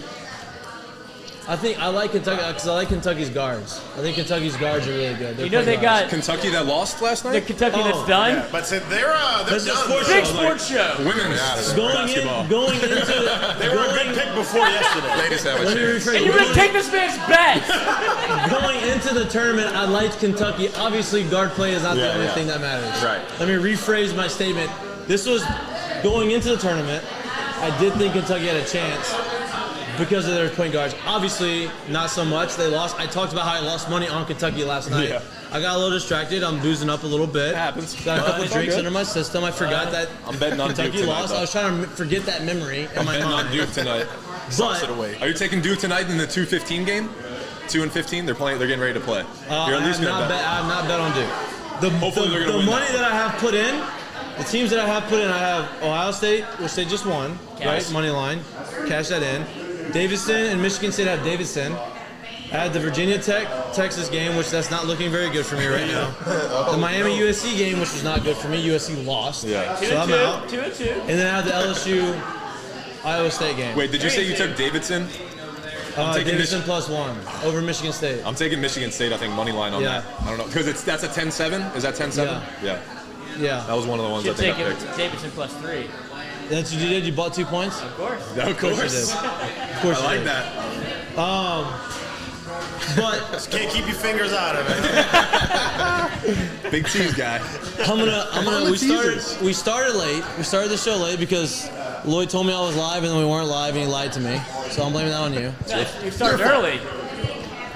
No, we started late. We were live the entire time.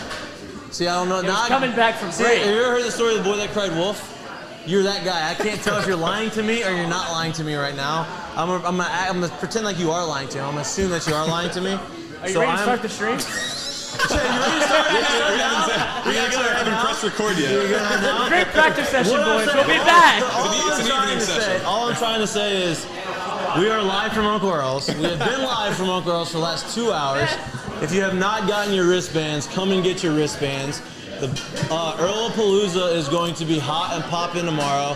You've got Nelly, you've got Flo Rida. Who else is on? DJ Digital. Manny Fresh, isn't he? Fresh is our return, baby. There's gonna be some things They going are on. coming, and there's going to be some things popping out here. Hell yeah. It's gonna be heavy hitters, man. Yes, and it's gonna be awesome. It's gonna be the best shit show that you can possibly have. It's gonna be awesome. Right? It's a great day. It's one of the best days in Baton Rouge, No too. doubt. I'll be I'm here, gonna give Coach. another shout out to all our sponsors, Sterling Automotive, Law Offices of Lance Bill. We want to do the spite bet. No more spites bet. No more spite bets. Dos Equis, Dozy Place, and my friend Frankie Harris at Assured Partners. Thank you for everything. Hey, Frankie. Uncle Frank. We're gonna end a little Uncle Frank. Maybe Uncle Frank will be the best. Uncle Frank spite bet of the Maybe week. Uncle Frank's spike bet of the week. Maybe that's how we're gonna do it. I'm gonna let you get out a little early. But thank y'all. Thank you. Thank you, y'all. guys. Y'all been regulars on here. Y'all my homies. It's been fun. I look forward to it. Thanks for coming and doing it. Yeah, this is great. Hopefully, we may be from here. We love doing it fresh. Fresh got a lot of stuff going on. It's a little bit smaller of an area. It don't need to fill out the tent as much. If you following our bets on here, please fade the bets because obviously told you Kentucky. I like Kentucky and they did Bet on Duke. So Trust the process. By the point. Fade my bets. Financial advice. By the points, Notre Dame looks like they are about to take down Alabama, which is awesome. Awesome. Coach Mainieri is very happy. And I also like that an 11 already beat a 6 for LSU because the odds of that many 11s beating I a like 6. it. All right. Max bet LSU. Max bet. Hammer LSU. Yeah. But I appreciate y'all all tuning in. If you tuned in, if you liked us, please like, subscribe, share it, tell your friends. Apple Podcasts. All of our podcasts are available. Spotify. Finally, we got Apple available. Nice. Now you got Spotify, Apple Podcasts everywhere you want them. Music brought to you by. Music brought to you by Leon Landry. That's going to continue to grow and continue to get it better. Absolutely. We're going to let y'all out of here early. 2 minutes early. I almost got all the way to 5:30. Appreciate y'all. Love y'all. Thank you, Thanks for Mikey. tuning in. Thank you, Mikey. Like, share, subscribe. Listen to Mik'd Up. Peace. Peace. I'm gonna keep it live for 2 minutes. See what happens. Ease up on Lloyd. Huh? Ease up on him, Thank man. you, Leon. I think you did a great job, dude. Show him some enjoyed love, that. man.